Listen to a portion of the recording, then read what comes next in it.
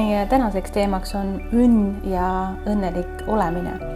Ja võime justkui mõelda, et meie tänapäeva maailmas, et meil on kõik olemas. Nii palju on arengut, nii palju on sellist heaolu ja võiks ju mõelda, et inimesed võiksid elada kuldajastul ja olla kõik õnnelikud, aga siiski vaadates, mis ümberringi toimub, vaadates kas või statistiliselt, elame me ühel kõige õnnetumal ajal, kus inimesed on, väga paljud on õnnetud ja rasketes seisundites, et kust tuleb siis see, et meid on õpetatud ja on raamatud kirjutatud, et sellest õnnest ja õnnelik olemisest väga palju, aga ikkagi see ei jõua kuidagi igapäevasesse praktikasse.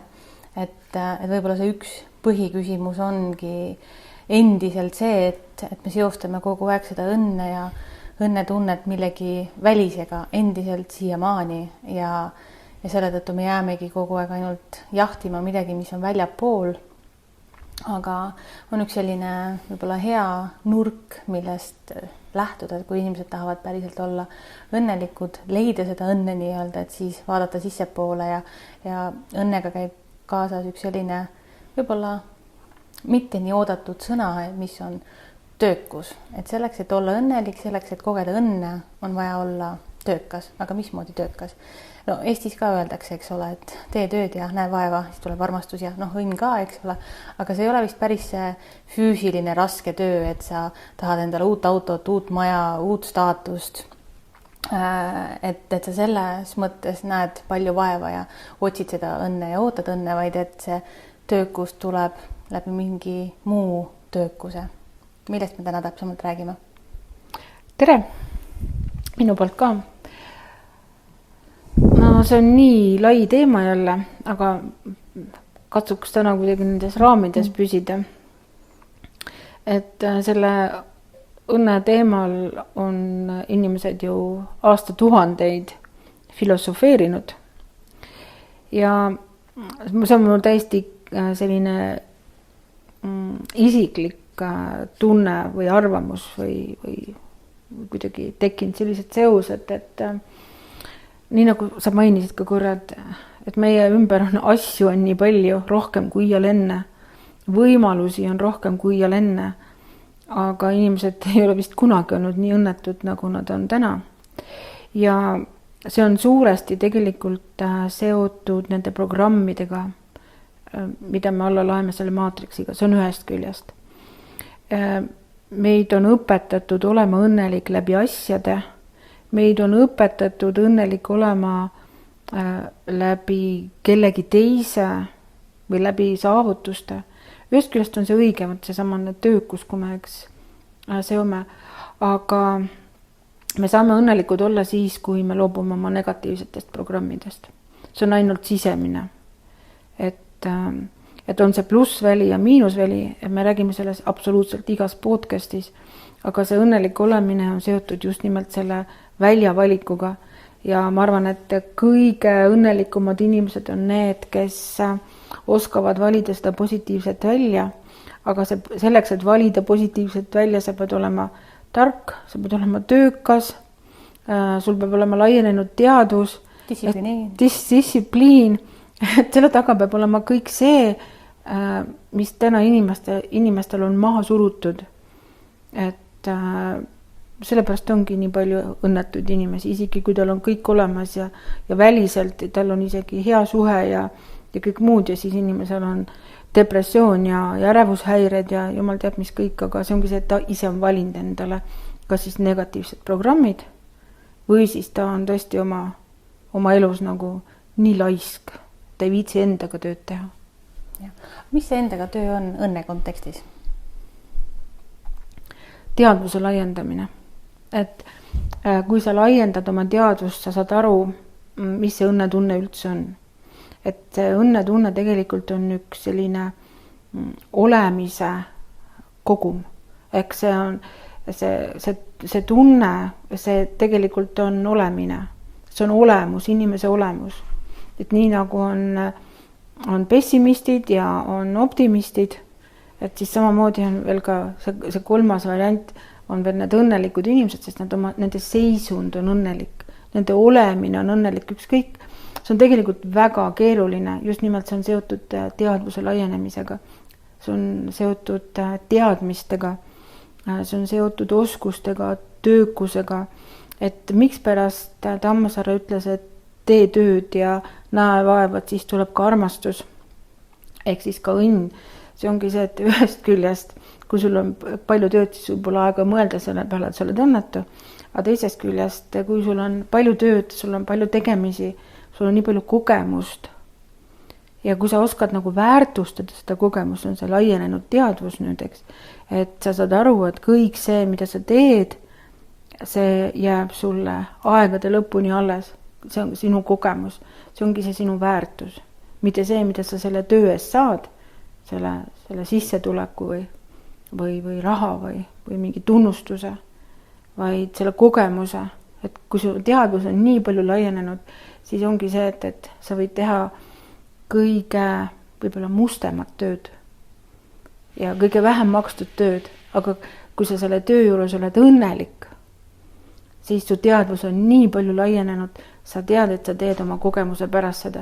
Võib-olla sa eelmises elus olid kuningas, võib-olla sa eelmises elus elasid uhkes palees ja selles elus oled sa see, kes käib luuaga tänaval, aga sa oled õnnelik. Et võt see ongi see väärtus, see õnnelik, oskus olla õnnelik, olenemata sellest, mis sul on, mis keskkond sul on, vaid kes sa ise oled. Et nagu see on seisund, see ei ole asjad, see ei ole inimesed sinu kõrval. Et jaa, loomulikult võib-olla lihtsam on olla, kui sul on kõik nagu hästi ümberringi, aga õnnelikul inimesel ongi kõik hästi ümberringi. Sa ise tõmbad ligi seda. Ja võib-olla selle nurga all ka, et üks on see, et kuidas siis olla õnnelik, mismoodi seda õnnetunnet saavutada, mis on need programmid, aga teisipidi me saamegi tegelikult ju reaalselt rääkida ka ajukeemiast ja sellest ka, mis siis mängib rolli selleks, et kui inimene on arenenud, siis ta on arenenud oma tahtekeskust, ta on arendanud oma erinevaid siis neid ajuorganeid, mis toodavad õnnehormoone ja on ka see, et sa tegelikult oskad ja su aju on treenitud tootma dopamiini praktiliselt igas olukorras, et sul ei ole vaja mingit välist stimulatsiooni selleks, et see on ka, et kui me vaatame tegelikult siis seda õnnetut inimest ja õnnelikku inimest, siis ongi põhiasi on see, et tegelikult, et nende aju toimib teistmoodi, et kui me räägime ka võib-olla töökusest ja enda arendamisest, siis see ongi ka see võtmesõna on see, et arenenud inimene on õnnelik inimene ja õnnelik inimene on arenenud inimene, kes kasutab oma aju potentsiaali ja tema aju reaalselt toodabki dopamiini õigesti ja erinevaid kõiki neid muid õnnehormoone. Täiesti nõus. See on jälle seotud nende programmidega. Milliseid programme ma kasutan?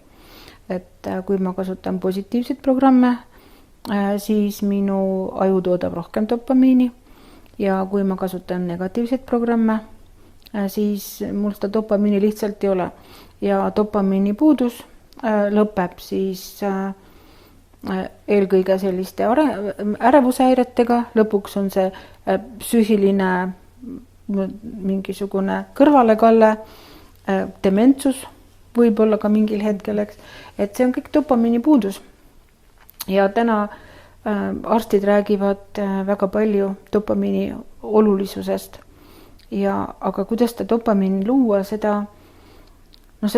ongi see, et iga inimene teab nagu ise, mis annab talle rohkem seda ajukeemiat, seda õnnelikult. Sa võib olla ka serantoniin ja mingid muud ained ja endorfiinid, eks. Et mõni tahab rohkem sporti teha, mõni tahab võib-olla rohkem lugeda, mõni tahab rohkem võib-olla reisida. Et need on need erinevad asjad, mis sulle seda dopamiini nagu toodavad. Aga seda dopamiini, nii nagu ma enne ütlesin, et vahet ei ole, mida sa teed või mis sul on. Et see, kui sa oskad teha seda teadlikult ja sa naudid kõike seda, mida sa teed, siis see dopamiin nii või teisiti toimib. Ja dopamiin tegelikult, dopamiin on selline huvitav keemiline ühend, mis ei teki mitte tänu tulemusele, vaid see dopamiin tekib seda tulemust oodates. läbi selle pingutuse. Läbi selle pingutuse, et kõige suurem dopamiini kogus on siis, see on nagu see positiivne ootus, et see enese ületamine, et see, kui sa juba oled oma eesmärgi saavutanud, siis sul on vaja uut eesmärki, mille poole liikuda. Sest et see hetkeline, et sa paned tähele, et sa olid õnnelik siis, kui sa tegid tööd selle nimel, et saavutada oma eesmärk. Ja need inimesed, kellel elus ei ole eesmärki, need ongi õnnetud inimesed, sellepärast, et nendel ei ole dopamiini, nad ei liigu kuhugi poole.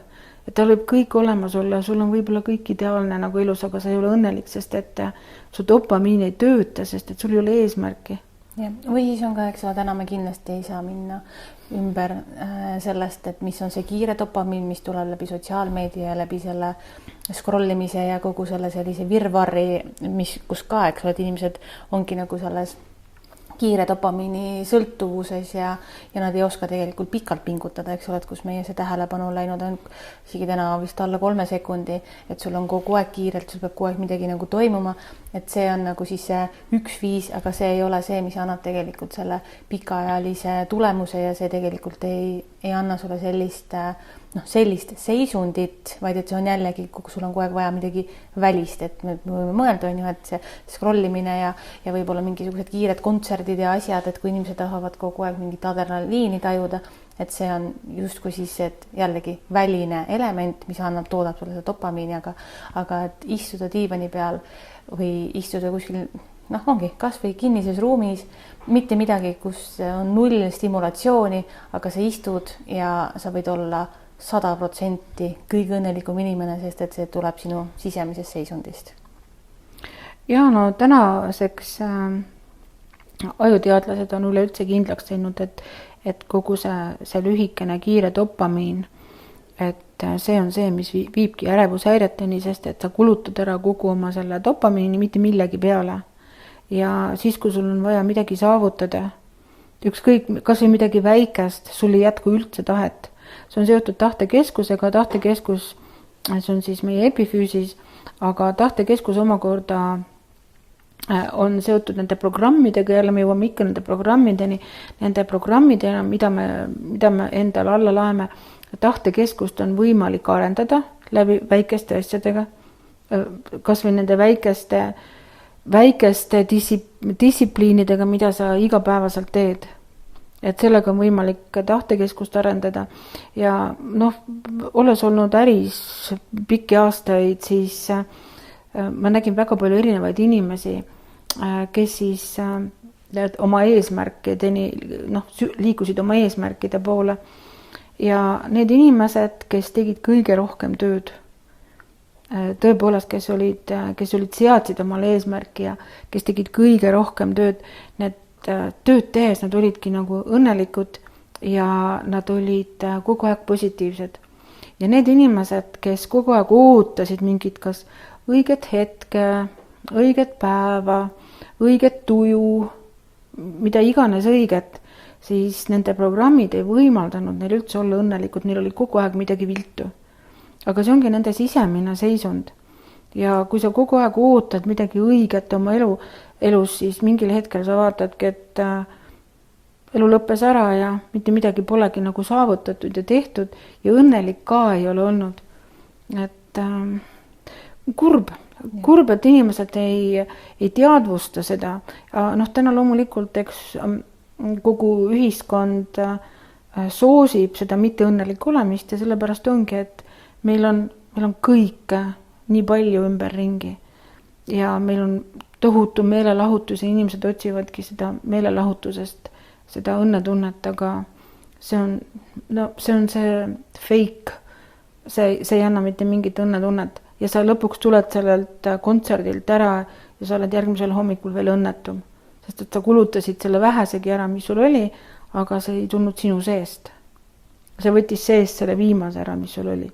Ja siis järgmine päev on tõsine deprekas hoopis. Ja, see on natukene sarnane, nagu kui inimesed kasutavad neid energiajooke, et ta annab sulle teatud hetkel palju energiat, aga kui sa ainult selle peale elama jääd, siis pärast iga jooki lisaenergia tarbimist oled veel suuremas augus, eks ole, et su varud on nagu täitsa tühjad ja täitsa miinuses. Aga kui anda mõned soovitused, et inimesed, kes tegelikult päriselt tahaksid jõuda sinnamaani, et nad on päriselt igapäevaselt õnnelikud ilma väliste tingimusteta või et nad tahavad ikkagi saavutada selle seisundi, et nad on õnnelikud, rõõmsad, nad kasutavad kogu oma potentsiaali ja nad nii-öelda siis laevad alla neid häid positiivseid programme, nad liiguvad elus edasi, et millest peaks alustama, kui inimene praegult hetkel tahaks teha seda, ta teadvustab, et ta on seal selles nii-öelda tagurpidi rattas, aga ta tahaks sealt hakata välja liikuma, et mida peaks tegema? Kõige esimene asi, sa pead tunnistama, et sa oled selles negatiivses olemises. Märkama, et sa oled seal. Ja teine asi, sa pead otsima endale õpetaja, kes aitab. Ise on väga raske, sest et enda programme muuta saab küll, sa võid ju lugeda ja käia nendel erinevatel enesearengu kursustel ja mida kõike teha, see aitab muidugi, aga sul peab olema tõsiselt inimene, kes teab ja juhendab sind. Et ma siin ei soovita kindlasti psühholoogide poole pöörduda, sest et me teame, täna sinna pannakse hunnik tablette, aga see viib asjad veel hullemaks. Et sa pead otsima enda kõrvale õpetaja, kes aitab, kes juhendab sind, sest et sul peab olema kõrval inimene, kes teab sinust rohkem, kes oskab sind juhendada. Ja ikkagi see isiklik areng, et sa tead, kus on probleem, kõrvalt aidatakse sul lahendada seda, sest et miks pärast, kui ilma teise või ilma õpetaja abita nagu saaks, siis meil ei oleks nii palju hullumeelsust siin maailmas, eks. Et aga kuna inimesed ise pusivad, ma ikkagi olen seda meelt, et ise päris pusides ei saa. Et sul peab olema mingi algallikas, kui sa võtad seda informatsiooni, et sa hakkad oma programme muutma. Programme sa saad muuta, kui sa muudad oma keskkonda ja infoallikat. Et see on nagu esimene asi, mida sa teha saad.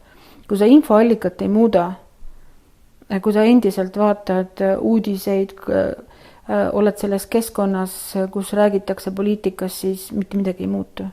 Et sinu infoallikas peab muutuma. Ja, et on võib-olla selline hea lihtne paralleel, et kui sa ütleme, et kui sul kodus kogu aeg mängib rockmuusika, siis on väga raske seal saavutada mingisugust teistsugust beat, teistsugust seisundit, eks ole, et sa pead nii-öelda selle kanali ära vahetama.